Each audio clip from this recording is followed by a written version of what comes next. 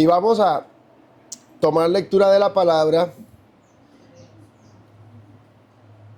en la carta del apóstol Pablo a los Efesios. Efesios capítulo 4. Ahí ya llevamos un buen tiempito estudiando.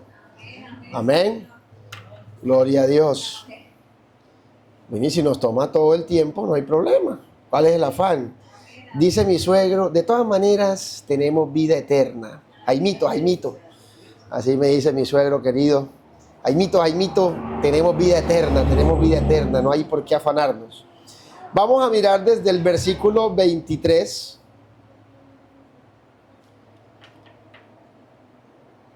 Versículo 22, perdón, hasta el final del capítulo, que es el verso 32. Amén. En cuanto a la pasada manera de vivir, despojaos del viejo hombre que está viciado conforme a los deseos engañosos, y renovaos en el espíritu de vuestra mente, y vestidos del nuevo hombre creado según Dios en la justicia y santidad de la verdad. Por lo cual, desechando la mentira, hablad verdad cada uno con su prójimo, porque somos miembros los unos de los otros. Airaos, pero no pequéis, no se ponga el sol sobre vuestro enojo, ni deis lugar al diablo.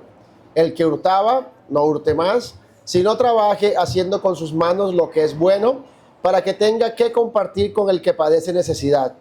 Ninguna palabra corrompida salga de vuestra boca, sino la que sea buena para la necesaria edificación, a fin de dar gracia a los oyentes.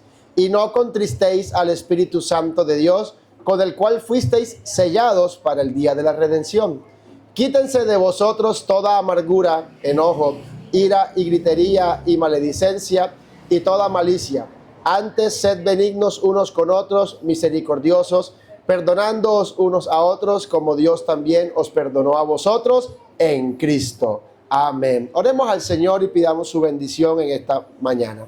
Señor Jesucristo, en esta hora nos disponemos, Señor, para escuchar tu palabra y pedimos, oh Dios, que abra nuestro entendimiento, que nos ayude, Señor, para estar atentos a tu voz, a la enseñanza y la instrucción que hoy tienes para nosotros. Habla, Señor, a nuestras vidas. Edifícanos, Señor, instrúyenos, enséñanos, para que tu obra sea perfeccionada en nosotros. En tu nombre lo pedimos, Señor. Amén. Amén. Gloria a Jesús. Pueden sentarse, mis hermanos. Gloria al Señor. Y vamos a estudiar con la ayuda del Señor esto tan importante que tiene que ver con la nueva vida. Amén. ¿Tenemos nueva vida? ¿Andamos en vida nueva? Oiga, es una vida completamente nueva. Yo quiero que usted, y creo que varias veces lo he repetido, he insistido en esto, y es que lo que el Señor ha hecho en nosotros no es un simple cambio de conducta. Amén. Porque es que humanamente estas ciencias que se encargan de trabajar con el comportamiento del ser humano, la psicología, la sociología, incluso también la psiquiatría, ya en términos de trabajar con enfermedades a nivel mental, a nivel cerebral, ¿cierto? Ellos tienen una limitación, están limitados por las herramientas que tienen. Y el psicólogo, por muy bueno que sea, puede trabajar lo que la persona está viviendo en ese momento, pero nada garantiza que más adelante a esa persona tenga un retroceso y le vuelva a aparecer el mismo problema. El psicólogo no puede dar garantía de que, bueno, está sufriendo de ansiedad ahorita y bueno, ahí buscamos la manera y ya le cuadramos la ansiedad, pero nada le garantiza que más adelante vuelva a otra situación, otro momento así y se active o se despierte otra vez esa ansiedad que estaba viviendo, ¿verdad? Pero cuando nosotros nos encontramos con la obra de Dios, nos encontramos con que Él hace todas las cosas nuevas. De modo que si alguno está en Cristo, nueva criatura es. Las cosas viejas pasaron y he aquí todas son hechas nuevas. Así que la salvación trae como resultado una vida completamente transformada. No es un cambio de conducta, no, es una vida transformada. Y esta vida transformada tiene unas evidencias. O sea, esa transformación no es algo que sucedió allá en lo desconocido y que nadie sabe si pasó o no pasó. No, eso es algo que se exterioriza, ¿cierto? El que es salvo, el que es de Dios, el que es nacido de nuevo, anda como un nacido de nuevo. Vive como alguien que ha nacido de nuevo. Amén.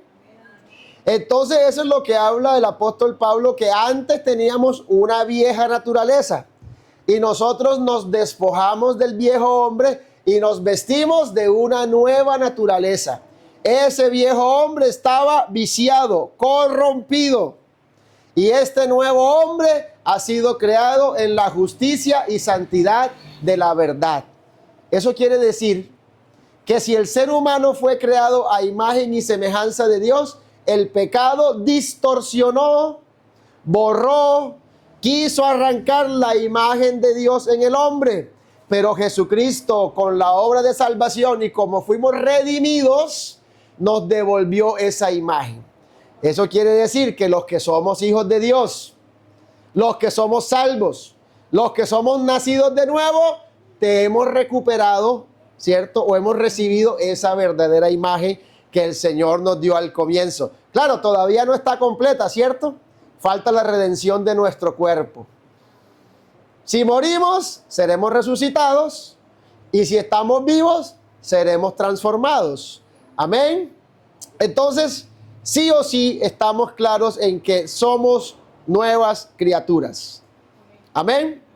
Y entonces el apóstol le empieza como a decir cuáles son los resultados que se espera de una nueva criatura. Pero me gusta que en el versículo 23 nos da como un punto de partida. En el versículo 23 nos dice que debemos estar renovados en el espíritu de vuestra mente. Amén. O sea, nos da a entender que en nuestra mente, en nuestro pensamiento, es donde nosotros tomamos la decisión con lo que nos llenemos, según con lo que nos alimentemos. Entonces vamos a poder estar vestidos del nuevo o todavía vestidos del viejo. ¿Ya? Porque quiero que entendamos algo, mis hermanos. El bautismo como tal no es el que transforma. Porque alguien puede ir al bautismo sin haberse arrepentido y sin haberse convertido, aún sin haber creído. ¿Y por qué sucede esto? Bueno, puede pasar, y una cosa que ha sucedido. De pronto un pastor con afán de ganar gente, y bautícese, y entonces puede uno empezar a prometer cosas que la Biblia no dice. Vea que si usted se bautiza, Dios le va a cambiar. Si usted se bautiza, las cosas van a mejorar. Y el bautismo no es para eso. Entonces la persona se bautiza con una esperanza, pero resulta que el bautismo no es para nacer de nuevo. El bautismo es porque ya nació de nuevo. O sea, así debería ser el orden. Uno primero se arrepiente, se convierte. Ahí donde se arrepiente y se convierte es donde ya murió al pecado y está vivo para Dios. Pero entonces ese muerto hay que enterrarlo. Y en las aguas del bautismo se sepulta el cuerpo del pecado. ¿Ya? Y nosotros seguimos andando en vida nueva. Entonces, ¿qué nos da a entender el apóstol Pablo? Que nuestra mente es ese, digamos, como ese centro de control donde nosotros debemos trabajar y permitir que el Espíritu Santo entre allá para que Él llene nuestros pensamientos y nosotros podamos verdaderamente disfrutar de la vida nueva sin estar preocupados por la vida pasada. Porque el muerto está muerto. ¿Y quién le tiene miedo a un muerto? Téngale miedo a los vivos, ¿cierto? Eso de tenerle miedo a la muerte y que, ay, me da cosa entrar en un cementerio a medianoche, eso es superstición de la gente. Porque le han dado un poder a la muerte. No, el muerto está muerto. Usted un muerto lo coge, lo pone ahí y él no se va a salir, ni se va a mover, ni se va a despertar. Ya, ahí quedó, ya, listico. ¿Cierto? El problema es que espiritualmente, en nuestra mente le empezamos a dar lugar a las cosas para las cuales ya morimos. Entonces queremos ir a desenterrar el muerto. ¿Sí me entiende? Por eso es importante que nosotros, nuestra mente, la renovemos cada día. Se nos dice renovados en el espíritu de vuestra mente, es todos los días llene su mente de lo que es de Dios para que no le quede espacio para las cosas del mundo. Amén. Y sabe que ese renovados indica una acción constante. Una acción constante. Es un proceso constante. Y es importante que entendamos entonces la importancia de nuestra mente.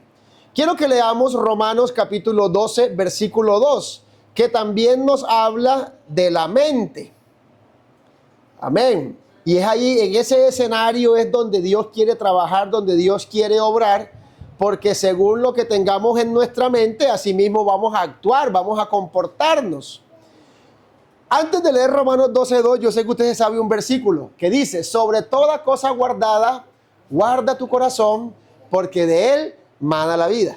¿Cierto? Eso está en Proverbios. Usted después lo busca, le dejo de tarea eso. Pero otra versión, ojo con esto, porque es importante para que entendamos la importancia, o sea, para que comprendamos la relevancia que tiene esto de la mente. Cuando la Biblia habla de corazón, muchas veces no se está refiriendo al mango. No está hablando del mango, ¿cierto? Que el mango es el que está ahí todo el tiempo, y dele, bombeando sangre. En algunos casos sí, puede estar hablando del corazón. Porque de todas maneras, en el corazón hay también, han descubierto que hay neuronas en el corazón que están conectadas directamente a nuestra mente. Y bueno, está bien. Eso es otro tema. Pero casi siempre, o la mayoría de veces, cuando la Biblia habla de corazón, está hablando de los pensamientos. Entonces, cuando el proverbista dice, sobre toda cosa guardada, guarda tu corazón, él está diciendo sobre todo lo que debes cuidar, cuida por encima de todo eso tus pensamientos, porque tus pensamientos definen la forma de vivir. Ojo con esto, dígalo, mis pensamientos definen mi forma de vivir. ¿Qué dijo el Señor? Tus pensamientos no son como los míos. Entonces, ¿nos conviene vivir conforme a nuestros propios pensamientos o con el pensamiento de Dios? Por ahí va la cosa, ¿cierto? Entonces, Romanos 12:2. Ahora sí venimos a Romanos 12:2. No os conforméis a este siglo, sino que transformaos por la renovación ¿de quién?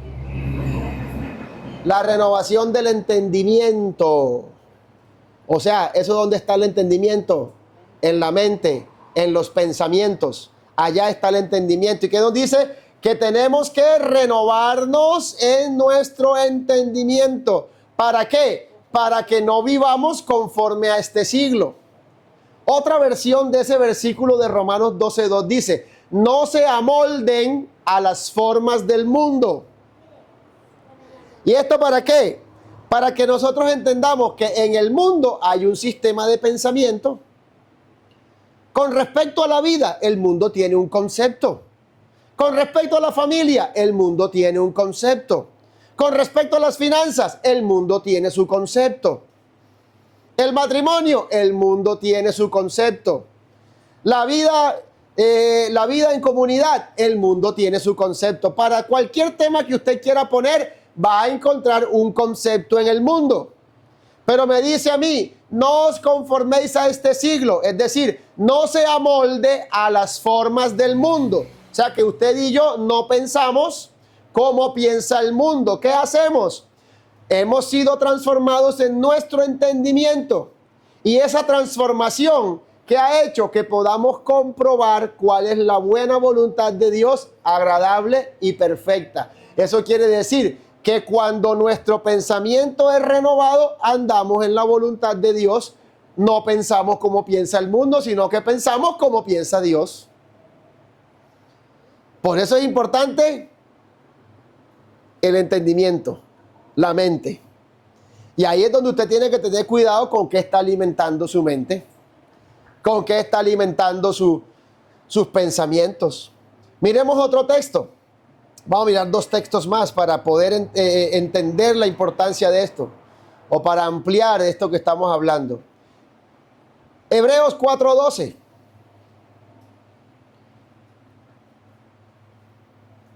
Usted se lo sabe, porque la palabra de Dios es viva. Ajá, y más cortante. ¿Y qué hace esa espada? Parte el alma, se penetra, son carne, hueso, tuétano, hasta allá. Parte el alma y el espíritu. Y a lo último dice, discierne los ¿qué? Pensamientos. Allá trabaja la palabra de Dios, hasta allá llega. A discernir los pensamientos y las intenciones del corazón. Otra versión dice así, pues la palabra de Dios es viva y poderosa.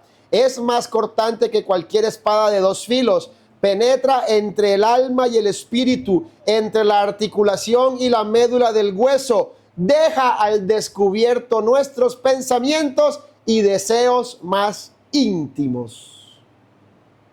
Amén. Entonces, ahí es donde la palabra quiere trabajar. Y miremos también 2 Timoteo, capítulo 3, versículos 16 y 17. Toda la escritura es inspirada por Dios y útil para enseñar, para redarguir, para corregir, para instruir en justicia, a fin de que el hombre de Dios sea perfecto, enteramente preparado para toda buena obra. O sea que la escritura es la herramienta que Dios nos da para que cada día nos vistamos del nuevo hombre, mediante la renovación del espíritu de nuestra mente.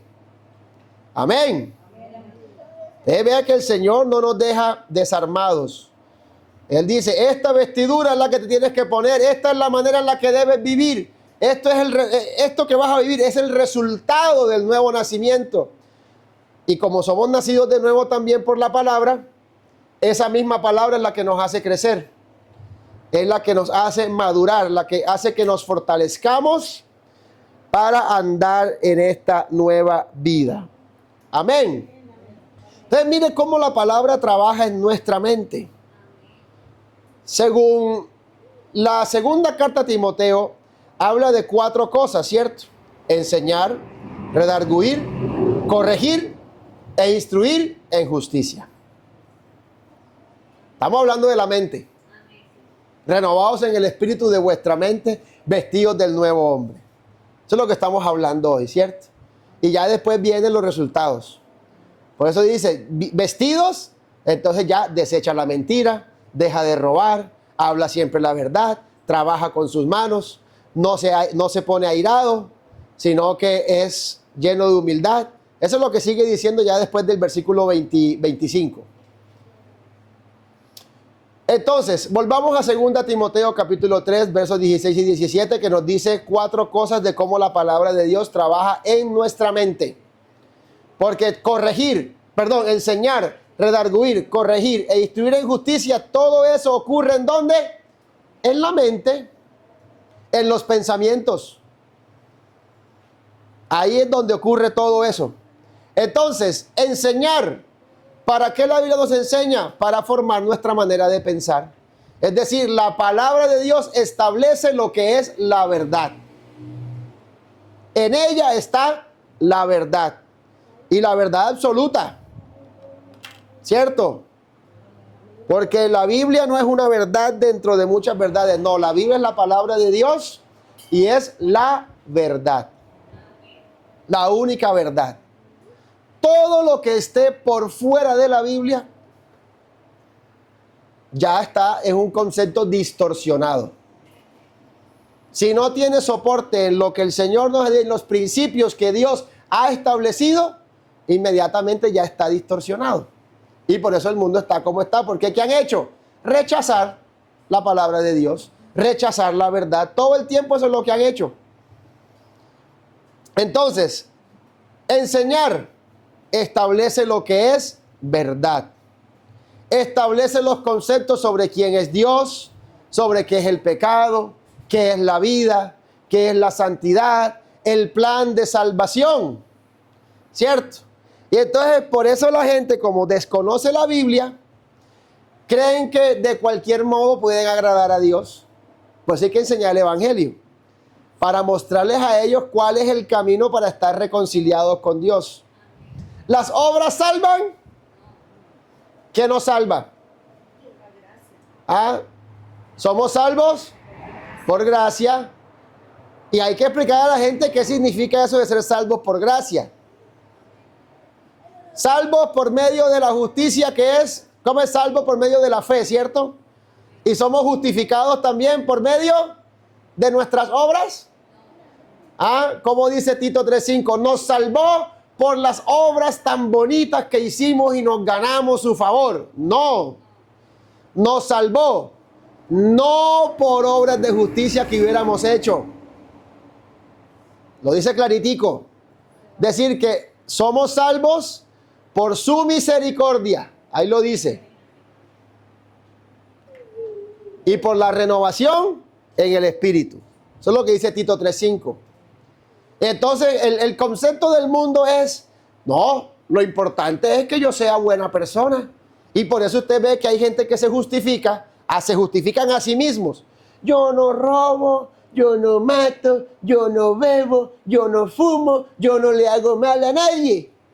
Ese es el argumento que todo el mundo le saca. Pero la Biblia nos da una verdad. Por cuanto todos pecaron, están destituidos de la gloria de Dios. Es decir, por muy cara bonita que estés, por muy buena persona que seas, necesitas ser hecho nueva criatura. Hay gente que dice, eso en un mundo de tantas religiones, la verdadera religión es ser buena persona. Y eso te lo encuentra. Y argumentan.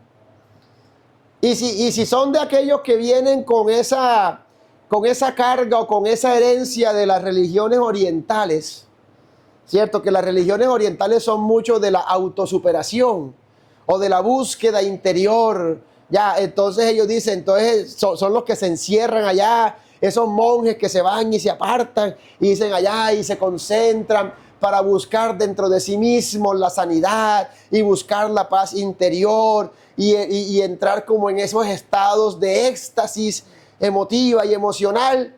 Y yo, puedes hacer todo lo que tú quieres y puedes sentir todo lo que tú quieras. La verdad es la que está en la Biblia. No vas a encontrar paz interior. Eso no es como la película de Kung Fu Panda, que el Kung Fu Panda comienza y que paz interior. Y el maestro Shifu y el maestro Uwe, que es la tortuguita, paz interior, paz interior. No se meta tanto cuento de los chinos, porque esa es la filosofía de ellos. Pero nosotros nos encontramos con una verdad que nos dice que la paz es fruto del Espíritu Santo. Entonces no busque la paz afuera, no la va a encontrar. ¿Quiere tener paz en su interior? Llénese del Espíritu Santo, ande en el Espíritu y eso trae como resultado paz. ¿Sí ve la diferencia? Por eso es que nosotros entonces debemos que llenarnos de la palabra de Dios para que los pensamientos que tenemos que son conforme al mundo los desmontemos. ¿Y cuáles pensamientos vamos a instalar ahora? Los pensamientos que son conforme a la palabra. Que ahí es donde viene el segundo punto, de redarguir.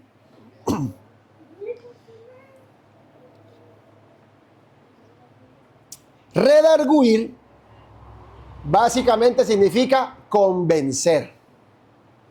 Convencer. ¿Eso qué quiere decir? Que la palabra de Dios nos da argumentos suficientes para que nosotros seamos convencidos a tal punto que podamos establecer lo que está mal, desecharlo, encontrar lo que está bien y atesorarlo. ¿Cierto? ¿Sabe que hay gente que es terca? ¿Sí o no? Gente que es terca, cabezadura, que usted le está diciendo lo que está haciendo mal y siguen ahí, y siguen ahí, y siguen ahí. Y usted le muestra el argumento 1, eso está mal por esto, por aquello, por esto y tal, y le muestra, y le muestra, y le muestra, hasta que llega en algún momento en el que, ay, sí, se da cuenta. Como que reacciona la persona de que lo estaba haciendo mal. Ahí en ese momento en el que la persona reacciona, es donde es convencida. Y alguien que es convencido, inmediatamente se corrige. ¿Sí o no? Entonces, cuando la Biblia dice que es útil para redarguir, quiere decir que esta palabra tiene la capacidad de entrar a la conciencia y convencerte con argumentos sólidos, porque es que la Biblia no es una frasecita y ya, no, la Biblia tiene argumentos sólidos, argumentos bien estructurados. A veces la gente piensa que la fe y que el cristianismo es algo como por allá en las nubes para sentir cosas chéveres. No, no, no. El evangelio trabaja aquí en nuestra mente. O sea, si alguien quiere ser de verdad intelectual y de verdad bien estructurado en el pensamiento, es el que se alimenta de las escrituras. Porque usted a la Biblia le hace cualquier examen. Hágale el examen que quiera, lingüístico, cultural, histórico, filosófico, hágale el examen arqueológico y le pasa con 100 todos los exámenes que usted le haga. Por eso la Biblia dice, el necio, el insensato, niega la existencia de Dios. Porque cuando usted coge y aplica toda una estructura de pensamiento y todos los métodos que existen en la ciencia, va a llegar a la conclusión de que lo que ahí se dice es verdad. Aplíquele la prueba que quiera. Y creo que alguna vez ya hablamos de cómo la Biblia la han perseguido. ¿O no la han perseguido? ¿Ah? Todo el tiempo han perseguido la Biblia. Y sabe que es tan importante este libro que la imprenta la inventaron para hacer la Biblia. O sea, no piense de manera equivocada que ay, hicieron la imprenta entonces y dijeron, ay, vamos a imprimir la Biblia. No, no. Había un interés de que la Biblia se distribuyera a todo el mundo. Y la manera que Dios permitió fue dándole inteligencia a un señor llamado Gutenberg para que hiciera una imprenta, y ese hombre dijo, mire, me inventé esta máquina para que podamos distribuir Biblias a todo el mundo. Listo, hágale. Ahí se fue y nos vinimos. ¿Cierto? Porque el propósito de Dios es que todo el mundo conozca su palabra. Pero el propósito del mundo es que nadie la tenga. Y por eso ve usted cómo había gente que le quemaba Biblias. Veían a alguien con una Biblia y se la quemaban. Ya, y algunas religiones le prohibían a la persona tener una Biblia en la casa. Y hay gobiernos enteros donde se prohíbe la distribución de la Biblia. Oye, y qué cosa tan rara, ¿no?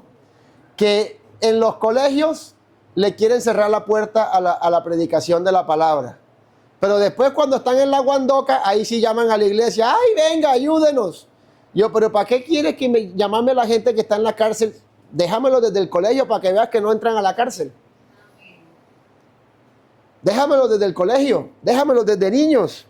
Porque desde la niñez has sabido las sagradas escrituras, las cuales te pueden hacer sabio para ser salvo. Y el salvo no delinque. El Hijo de Dios no comete fraude, no hace ningún delito, no actúa de forma ilegal, actúa siempre con justicia. Porque el nuevo hombre está creado según Dios en la justicia y santidad de la verdad. ¿Cierto? Entonces, la palabra de Dios redarguye. Eso quiere decir que nos convence.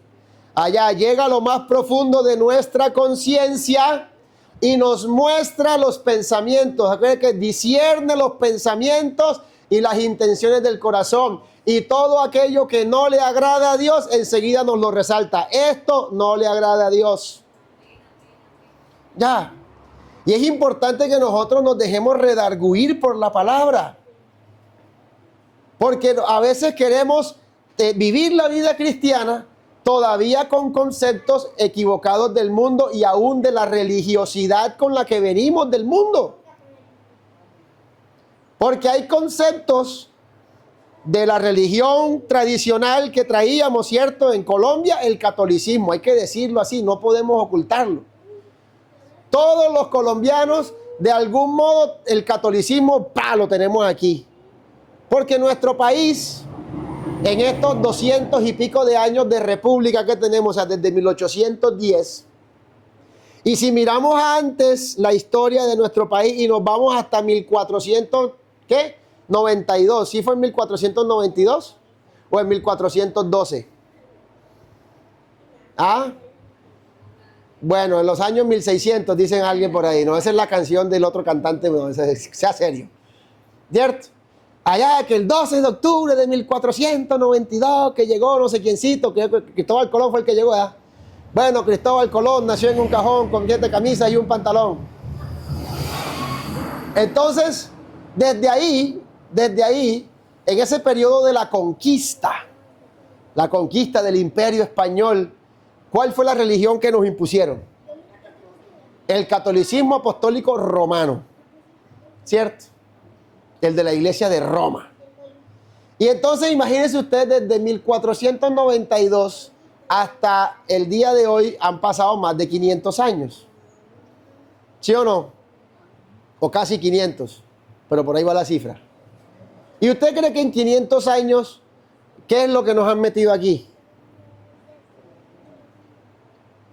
Dígame por qué en Colombia existe el matriarcado y por qué en Colombia la frase padre es cualquiera y madre solo hay una, y el día que más se celebra es el Día de la Madre, porque nos metieron a la Virgen María aquí, ¡pah! Y por eso hay madres, mamás que le dañan el matrimonio a los hijos porque le dicen al hijo casado, mamá fue primero. Pero ¿cuál es el principio bíblico? Dejará el hombre a su padre y a su madre y se unirá a su mujer. El día que ese muchacho se casó, ya mamá dejó de ser la prioridad.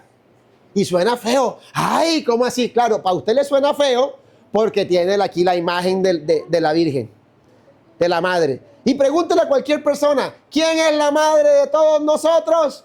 María. Y eso no es lo que dice la Biblia. La madre de todos los vivientes se llama Eva. ¿Sí o no? Es decir, ve cómo esa carga religiosa nos mete en conductas. Y entonces alguien se convierte al cristianismo, pero todavía quiere conservar cosas de allá. Por ejemplo, si hablamos con respecto a las ofrendas, ¿cómo le llaman allá? Allá no recogen ofrendas, limosnas. ¿Y las limosnas qué son? De lo que preparo, no, eso es lo que me sobra ahí, lo que quiera dar, ¿cierto? Una limosnita. Pero nosotros aquí enseñamos ofrenda.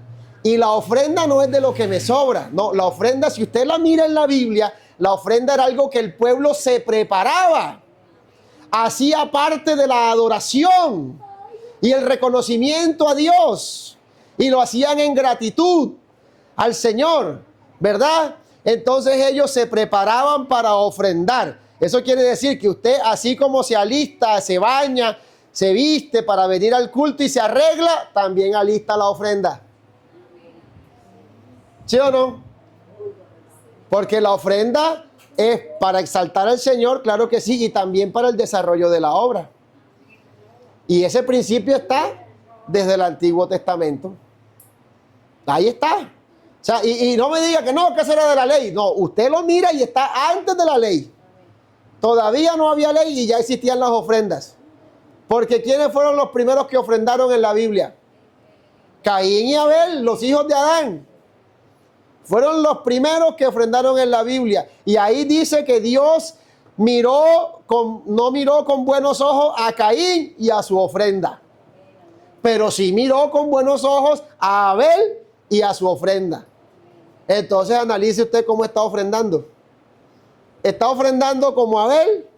¿O está ofrendando como Caín? ¿O está ofrendando como le enseñaron allá en la tradición esa que usted recibió de tantos años? Ya. Y si hablamos con respecto a la familia, ¿ah? ¿Cuál es el concepto? La gente malentendió el concepto cabeza y se volvieron fue cabezones. Es que el hombre es la cabeza y la mujer tiene que estar sujeta. ¿Y eso para qué? Para enseñorearse, ¿cierto? Para decir, es que aquí mando yo. Y eso no es lo que dice la Biblia. Porque cuando Adán vio a su mujer, a la esposa que el Señor le hizo, le dijo, ella es carne de mi carne, hueso de mis huesos, por eso será llamada varona. Varón Eso quiere decir, ella tiene la misma dignidad, tiene el mismo valor. Ahora, lea Génesis 1. ¿Y a quiénes los puso a mandar Dios? ¿Solamente a Adán? A los dos los bendijo, a los dos les dijo gobiernen, a los dos les dijo multiplíquense. Y los dos se llamaban Adán. Recuerde que Génesis 5 dice que ellos dos se llamaban Adán. Tenían el mismo nombre, la misma dignidad, el mismo valor. En la condición de pecado fue cuando Adán le puso a ella Eva. Fíjese que el nombre Eva no se lo puso Dios, se lo puso el hombre, como consecuencia de eso, que el juicio que el Señor había establecido. El deseo de tu marido, ¿cierto? Tú te vas a querer enseñorear de él y él no se va a dejar. ¿Eso qué quiere decir? Ahora ustedes, como consecuencia del pecado, van a tener una lucha de poderes. Y por eso es que uno ve tanto problema en los hogares. Porque el hombre quiere, y aún en la iglesia, porque como todavía no se ha renovado en el espíritu de su mente, él todavía piensa que porque es el hombre manda más que la mujer. Y es que aquí se hace lo que yo diga. ¿Cómo no, moñito? Y entonces, es que usted no se sujeta. No. Es que la sujeción no es a mí como hombre. La sujeción es a la relación que hay entre los dos. A la unión conyugal. ¿Cierto? Donde los dos gobernamos. Ahí los dos tenemos el mismo poder y tenemos la misma autoridad. Porque es como fue al comienzo. Varón y hembra los creó. Cuando a Jesús le preguntaron por el divorcio, él no le respondió enseguida lo del divorcio. Ya, porque el tema era que los judíos daban carta de divorcio por cualquier causa. Y el Señor les organiza el pensamiento y dice, hey, ustedes están pensando con su propia mente, lo que les conviene a ustedes. Y ustedes, como les salió, como no le cocina rico, entonces ya, que ella no cocina como a mí me gusta, entonces ya la desecho, carta de divorcio. Al principio no fue así. Varón y hembra los creó y Dios los bendijo a los dos, ¿cierto? Y después dice, lo que pasa con Moisés es que a Moisés le tocó darle carta de divorcio por la dureza del corazón. O sea que el problema no es que la mujer no haga caso ni que el hombre no haga caso. El problema es la dureza del corazón. Y el divorcio es consecuencia de no ablandar el corazón. Pero si hay dos personas que tienen un corazón sensible, se ponen de acuerdo para vivir juntos en paz y contentos y felices, disfrutando de la bendición del matrimonio. Ya, pero allá en el mundo, ¿cuál es el concepto? ¿Eso para qué casarse?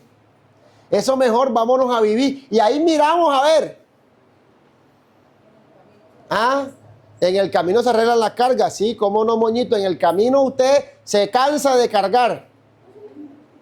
Entonces tiene que acomodarse bien las cosas desde el comienzo para que pueda organizarse bien, ¿verdad? Entonces mire usted cómo va uno, la palabra de Dios comienza a mostrar el orden correcto de las cosas, ¿verdad? Y a revelar que el concepto del mundo es el concepto equivocado. Y si nosotros somos de Dios y somos nuevas criaturas, debemos establecer en nuestra mente esos principios, esos preceptos, esas definiciones, esos conceptos bien claros y que sean conforme a la palabra de Dios, para que podamos disfrutar esta vida nueva y el cristianismo no se le vuelva a usted una carga.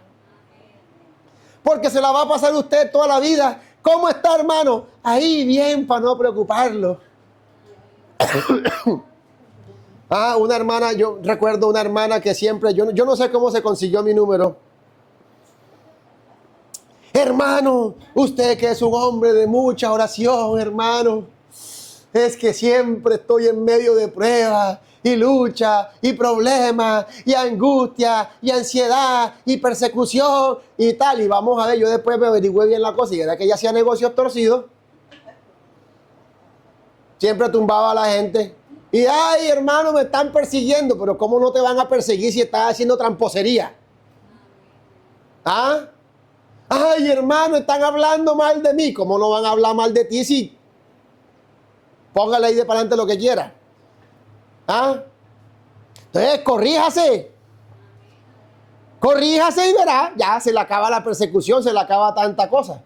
Claro, eso no quiere decir que los que son enemigos del evangelio no van a hablar mal de nosotros, no, van a seguir hablando mal de nosotros.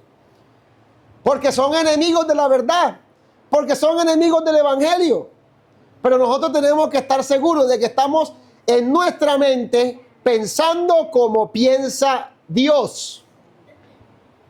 Que nuestro comportamiento está alineado a lo que dice la palabra de Dios. Y cuando uno los pensamientos los organiza conforme a la palabra de Dios, créame que no le queda tiempo para pecar. No le queda tiempo para satisfacer los deseos de la carne. Cuando uno se llena de la palabra, cuando uno su mente la alimenta con la Biblia, no le queda tiempo, ni para coger rabia le queda tiempo. No le queda tiempo para estar maldiciendo a la gente, porque es que no hay nada allá, ¿cierto? O sea, Jesucristo tenía razón. Y dijo, de la abundancia del corazón. Bueno, entonces, ¿cuál es la abundancia de nuestro corazón? ¿La palabra de Dios? ¿Esa es la abundancia del corazón? Porque el apóstol dice, la palabra de Cristo more en abundancia en vuestros corazones. ¿Sí o no? ¿Sí se recuerda dónde está eso, no? Bueno, vamos a Colosenses 3. Versículo 16. La palabra de Cristo more en abundancia en vuestros corazones, enseñándoos y exhortándoos unos a otros en toda sabiduría, cantando con gracia en vuestros corazones al Señor, con salmos e himnos y cánticos espirituales. Y todo lo que hacéis, sea de palabra o de hecho, hacedlo todo en el nombre del Señor Jesús, dando gracias a Dios Padre por medio de Él. De la abundancia del corazón habla la boca. La palabra de Cristo more en abundancia en vuestros corazones. Ya. Entonces, cuando usted quiera hablarle a alguien, ¿de qué le va a hablar? ¿O cómo le va a hablar? ¿Cómo le va a responder? ¿Es que usted es cristiano? ¿Usted es cristiano? Ya. Entonces, no justifique sus pensamientos. Corríjase. Porque si usted quiere pelear con la palabra de Dios, va a perder. Se lo digo así de una vez. ¿Sí o no? Eso es guerra, ¿cómo es? ¿Cómo es que es el dicho? Pelea de tigre con burro amarrado. ¿Quién será el burro amarrado? No sé quién será el burro amarrado. Oiga, pero fíjese que la Biblia nos dice que no seamos como los mulos. Que no seamos como el burro, que es falto de entendimiento. Que al burrito para que coja o al mulo, hay que darle y hay que pegarle. Oiga, y hay animales que son rebeldes. Yo no sé si usted alguna vez ha tenido un burrito de esos que son así rebeldes, que uno se le monta y él quiere salirse del camino y uno tiene que jalarlo y darle palo y darle duro. Y parece que uno entre más duro le da, como que más pesado se vuelve, no sé, más bestia se vuelve, ¿sí o no? Ariscos que son esos animales. Mi papá me llevaba allá, era pastor en Sagún, Córdoba. Sagún es un pueblo así, caliente, de tierra caliente, en el departamento de Córdoba. Allá la gente también anda en burro, como aquí. Aquí para mí no es raro ver un burrito acá. Y entonces, él me mostraba, mire, ese burro, allá está el corral del burrito. Tiene buena hierba, buen pastico. Pero es un burro rebelde y vea, se sale del corral, se salta la cerca para quedarse acá afuera. O sea, para hacer lo que se le da la gana. Ya. Oiga, y la palabra de Dios nos habla y nos muestra el camino. Y nosotros, a veces rebeldes, y nos ponemos a pelear con la palabra de Dios. Yo le pregunto, ¿será que nuestros argumentos van a cambiar lo que Dios ya estableció? No, imposible. Porque recuerde algo, Dios es soberano. A él ninguno de nosotros le va a decir ni lo va a convencer, ay Señor, es que ese sol te quedó mal puesto allí, lo hubieras colocado un poquito más lejos, porque es que este calor que tengo, ay Señor, ese sol, ¿para qué hiciste el sol 12 horas? Lo hubieras dejado nada más y ya no lo vas a convencer. No lo vas a convencer, eso no lo va a cambiar. Señor, pero ¿por qué tengo que entregarte todo mi corazón? Y me vas a quitar el placer de estar allá disfrutando de las cosas de la vida, de los deseos de la carne. Ay, Señor, un poquito. Y el Señor te va a decir, ay, sí, bueno, para que tú estés contento, yo te voy a dejar pecar un poquito. ¿Quién está encima de quién? ¿Ah? Eso es uno de papá que a veces para que los hijos dejen de estar fregando y dice, ay, bueno, ya, coja ya. ¿Cierto? Eso somos nosotros, pero Dios no es así. El Señor estableció algo, así son las cosas y eso no lo mueve nadie. Así que no pelee. Va a perder el tiempo, se va a desgastar, se va a aburrir, se va a cansar y no va a disfrutar las bendiciones que hay por el camino de la obediencia. Entonces, ¿qué es lo mejor que podemos hacer? Obedecer. ¿Para qué pelear con Dios? Salimos perdiendo, ¿ah? Entonces no pelee. No peleemos con el Señor. Cuando la Biblia nos redarguya, ¿qué tenemos que hacer? Corregirnos. Corregirnos. Y eso es lo tercero que hace la palabra de Dios. Nos corrige. Y corregir significa enderezar lo torcido. Decir que la palabra nos muestra el camino de regreso. Cuando estamos nosotros equivocados, la Biblia nos redarguye, nos convence y nos muestra el camino de regreso para que lo torcido se enderezca. Ya, y aplique la canción del viejito chueco. Había un viejito chueco que tenía la casa chueca y todo andaba chueco y todo lo del Señor era chueco. Pero ese viejito un día la Biblia se encontró, la leyó y todo lo que era chueco, el Señor lo enderezó. ¿Ah? Entonces no ande chueco.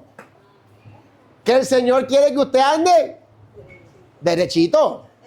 Amén. Amén. Así que para corregir lo chueco, encuéntrese con la Biblia. ¿Cierto? Porque el viejito chueco se encontró una Biblia. La canción dice así, que un día el viejito chueco una Biblia se encontró, la empezó a leer y todo lo que era chueco, el Señor lo enderezó. ¿Cierto? Entonces, ¿tiene la familia chueca? Si Jehová no edifica la casa, en vano trabajan los edificadores. Eso quiere decir que para que su casa se le enderece, tiene que empezar a vivir en su familia, en su casa, conforme a las Escrituras. ¿Tiene la fe chueca? La Biblia nos orienta a la fe, ¿cierto? Ah, bueno. Uno tiene que revisar qué es lo que tiene chueco. ¿Sí o no? Y si nuestra mente está chueca, la palabra de Dios nos endereza. Y luego nos dice que además de que nos corrige, nos instruye en justicia. Eso quiere decir que el estar, ojo con esto, la instrucción, diferente a la enseñanza, porque lo primero que veíamos era que la palabra de Dios nos enseña, ¿cierto? Ahora dice que nos instruye. La palabra instrucción es diferente a la enseñanza, porque la enseñanza es solamente decir, esta es la verdad, ¡pum! La instrucción es entrenarnos en la aplicación de esa verdad. Es decir, la Biblia está diseñada o es útil para que diariamente la pongamos en práctica hasta que formemos un hábito saludable. Ya, o sea, eso implica un entrenamiento continuo. Y instruir en justicia es el proceso mediante el cual usted aprende a vivir conforme al carácter de Cristo. O sea, usted ya va cogiendo la práctica todos los días. Porque es una vida nueva. No es un momento. Es una vida completa. Amén. Entonces eso trae como resultado la madurez espiritual. Ese es el resultado, porque ahí en el versículo 17 de 2 Timoteo, a fin de que el hombre de Dios sea perfecto, enteramente preparado para toda buena obra. O sea que el hombre de Dios perfecto es aquel que está vestido del nuevo hombre que fue creado según Dios en la justicia y santidad de la verdad. La palabra de Dios transforma, forma el carácter, produce madurez espiritual. Así que si nuestra mente no ha sido renovada por la palabra, ahí usted va a tener el fantasma del viejo hombre todo el tiempo buscando cómo dominarlo. Pero cuando usted deja que la palabra de Dios gobierne sus pensamientos, el nuevo hombre se manifiesta. Y ahí entonces es cuando sucede lo que aparece a partir del versículo 25, por lo cual.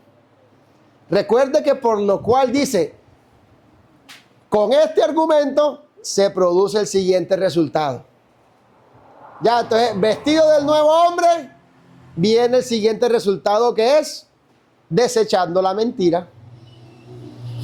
¿Cierto? Y eso lo vamos a ver entonces en una próxima enseñanza.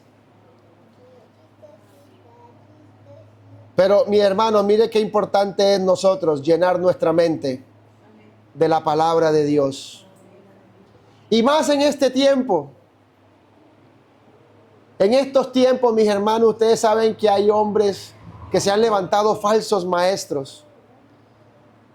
Hay personas que han torcido las escrituras y que han engañado a muchos. Se quieren meter conceptos que no son conforme a la verdad.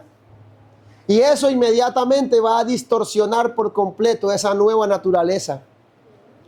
Y lo que nosotros hemos recibido de Dios es algo puro, santo, es perfecto. Y es el único camino con el cual vamos a tener entrada al reino de los cielos. Y por eso nosotros tenemos que alimentarnos de la palabra. Porque cuando usted está bien nutrido con la palabra, usted tiene herramientas para no dejarse engañar, para no caer en el error. Y el mundo, mire el mundo cómo cada día está presentando más argumentos. Y sacan filosofías y salen, y que no, que experto en no sé qué, experto en si se más para justificar su pecado. Y nos critican, ay, y eso que dicen que Dios es amor, ¿y por qué entonces nos rechazan? Ya, porque quieren distorsionar todo lo que es Dios. Quieren distorsionar por completo la santidad de Dios. Y nosotros somos nación santa, llamados a ser santos. Y el Señor nos dice, como está escrito, sed santos porque yo soy santo. Y esa santidad verdadera, pura y perfecta la vamos a alcanzar si de verdad nos llenamos y nos alimentamos y renovamos nuestros pensamientos con la palabra de Dios. No coma cuento, coma Biblia. Allí es esa frase, no coma cuento, coma Biblia, coma Biblia, aliméntese de la palabra. Y cuando vaya a estudiar la Biblia, órele al Señor y diga, bueno Señor, yo conozco al Dios verdadero, al que reveló esta palabra. Así que Señor, voy a estudiarla, voy a analizarla, ilumina mi mente, ilumina mi entendimiento. Y créame que el Señor lo hace. Imposible que usted vaya a leer la Biblia y no esté ahí el Espíritu Santo con usted para iluminarle el entendimiento. Entonces habremos creído en vano, pero nosotros no hemos creído en vano. Nosotros tenemos al Dios verdadero. Usted y yo hemos conocido al verdadero, a Jesucristo, el verdadero Dios y la vida eterna. El que reveló estas escrituras a esos santos hombres de Dios. El que nos dejó este mensaje para que vivamos aquí en santidad y obediencia a la verdad. Y Él nos va a iluminar, nos va a guiar. Porque dice la Biblia, lámpara es a mis pies tu palabra y lumbrera a mi camino. Vamos a recibir la luz de la verdad.